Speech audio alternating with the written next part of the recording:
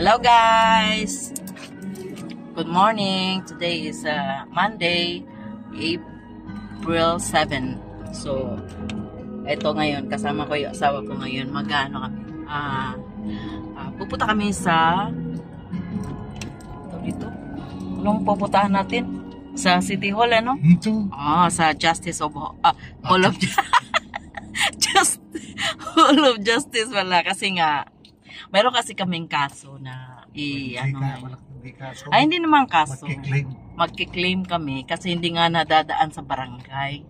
Ngayon, ang ano namin is since 2024 pa ito, October ang usapan na magbabayad for 4 months. Tapos naka-staggered na yung babayaran niya. Kaso hindi niya na-comply. Ito yung time na yung nabangga yung sasakyan namin na sila yung may kasalanan nga. Ngayon, hindi nag-ano yung bata, parang in-ignore.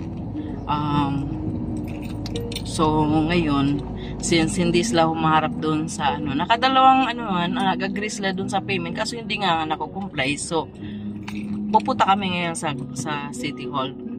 Tapos na yung October na, dapat January tapos na. So anong petsa na ngayon? April. So walang settlement na nangyayari. Kaya pupunta kami ngayon sa Hall of Justice para sa fiscal na i-claim yung small claims lang.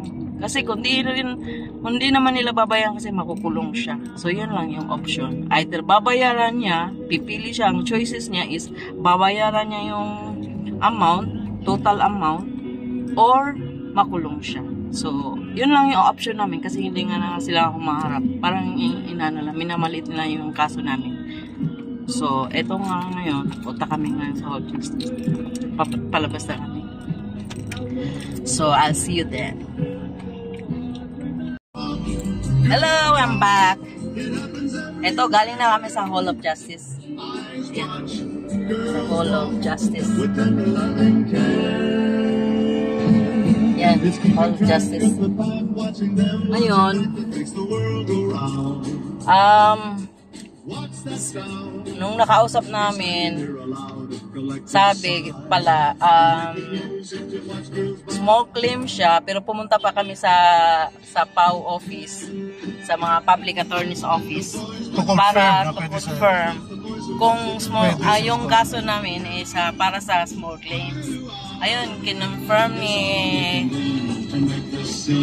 Attorney Abul na small claims nga yung dapat sa issue namin. So, ngayon, bumalik kami doon sa window ng small claims.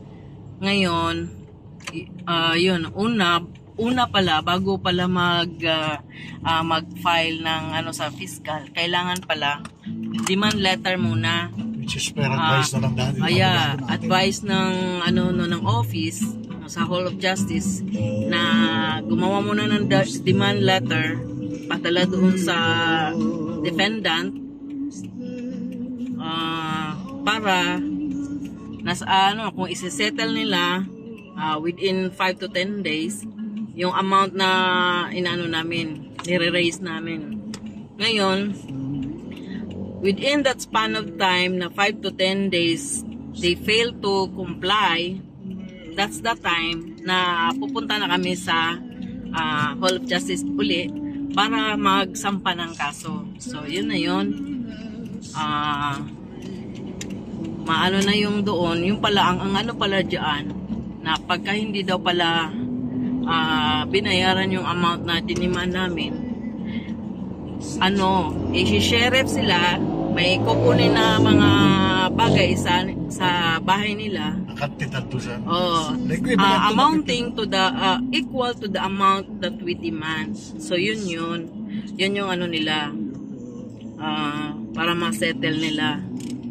So walang kulong mangyayari, pero sheriff na may sheriff na mangyayari. Ganun pag they fail. So abangan natin ngayon magda-draft pa kami kasi tayo pala ang gagawa ng demand letter talaga. Tapos lang namin doon sa barangay. I-ano namin sa barangay para sila na maghati doon sa sa bahay, sa subdivision nila, sa defendant, kasi baka mamaya magkainitan pa, mauwi pa sa gulog. So dadaan na lang namin sa barangay. Sila naman ang nakakaalam ng address nila, hindi naman kami. So waiting na lang nito 5 to 10 days kung anong reply nila. 5 days lang. 5 days lang inano mo. Pwede naman 5 to 10 days, ba't mo patatagalin? Di 5 days na lang ang lagay mo. Mag-demand letter ka, 5 days. To Pwede. respond. Pwede, no? 1 week lang. Yun naman ang sinabi niya. 5 days na lang daw. Oo, No, 5 para lagay hindi na na 5 days para oh. mabilis. Sabi niya. Okay. 5 days lang pala ang inano namin. Pero maximum 10 days, yun. Pero pinili, in-advise nung kausap namin sa Hall of Justice na gawin na lang 5 days para mabilisan. Kasi mahaba nga naman yung hinintay namin. Since last year pa. Nangyari ang disgrasya August 10, 2024. Tapos nagharapan sa barangay August, last week, first week of September. And then ang appearance namin nasa October na. So doon nagka-settle na pumayag kami, inarrange namin na bayarin lang 4 months pero hindi naman nangyari. So ganito ang inabot namin ngayon.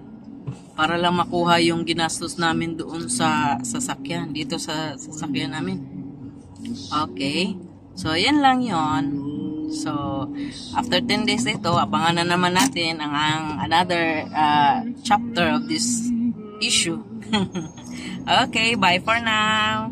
So kayo, kung mayroon kayong problema sa mga ganyang singilan, idaan nyo na lang sa barangay, and then pag hindi na settle, mag small claims kayo sa Hall of Justice, sa PAW, kausapin nyo doon kasi libre naman. Pero doon sa sa Hall of Justice, may babayaran ka, maglalabas ka rin ng pera.